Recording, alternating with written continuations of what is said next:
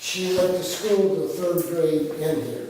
I knew her, her husband, her mother and father, because my mother, she was 96 when she passed away up here.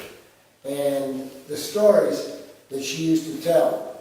And the biggest one was the worry because her father was the lighthouse keeper. Everything was ordered by catalog, especially their winter boots. She said that was the biggest fear of ordering them and having them here before it froze. She said that was the biggest fear. Her father was here 3 years. She went off the island after third grade, went to the mainland, went to Hillsdale College, graduated, became a teacher, taught 1 week, and married a farmer up here. His name was Harold Egler, and I was blessed enough to take him on their 48th anniversary for dinner, and I never forgot it. It's something that was very cherished in my heart. Because I don't like older people. I mean, I'm never going to get older.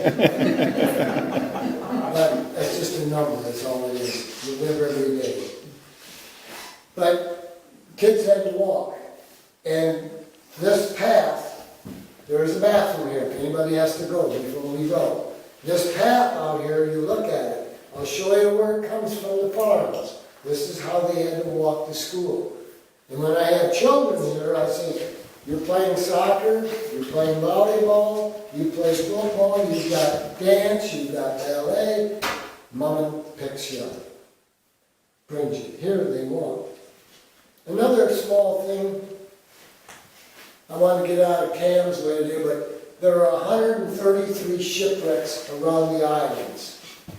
There are 13 around south.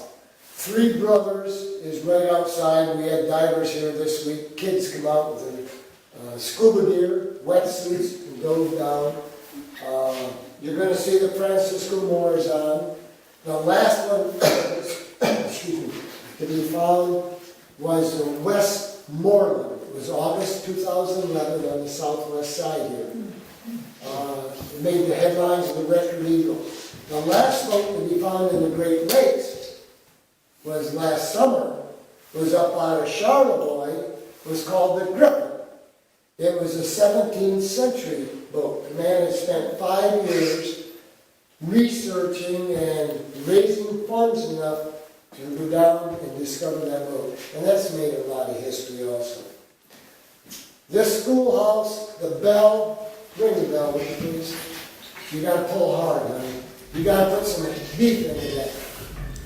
There you go. The bell, that bell sat silent until they stirred it. When I first came here, you couldn't get in here. The drywall was bad. The flooring was redone. Basically, this floor is from 1898. Some of the things, the clock has been donated by the Grossman family. It's almost 100 years old. The globe right there has been donated. Does not have all the countries of the world in it. The boxes that you see, this is what the kids kept their things in. And over here, I always ask the kids, what's that? Well, they didn't know what an inkwell was. Well, when I went to school, I had a gal sat in front of me that had pigtails. I used to dump the things in. And then I'd get in trouble. Now, you know, today, you cannot touch a child for punishment. But November 10th, 1848, the school punishments were boys and girls playing together. They got 4 lashes. And I had children, I say, you know what a lash was? And I make them bend over and I show them what the lash was. If you fought at school, you got 3. If you quarreled at school, you got 5. If you gambled or bet at school, you got 4. And if you played cards at school, you got 10 lashes. And for every foot on a tree you climb above 3 foot, you got a lash. And if you told a lie, you got 7. And giving each other ill names, you got 3. And if you swore at school, you got 8. And if you came to school with dirty faces and hands, you got 2. And for calling each other liars, you got 4. And if you wrestled at school, you got 4. So you see, the punishments were stiff.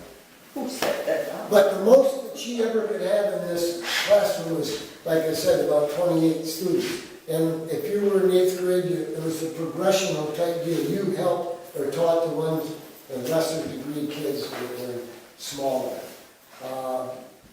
Snow back in those days was as brutal as it was last winter. I've got pictures from the 50s up here on Main Street. 4 and 5 foot on the level all day long. I mean, we had to tunnel out to the street. Terrible. Inside also the ball where the coats were hung is a lunch pail, and there's some writings that have been preserved against the wall you can see.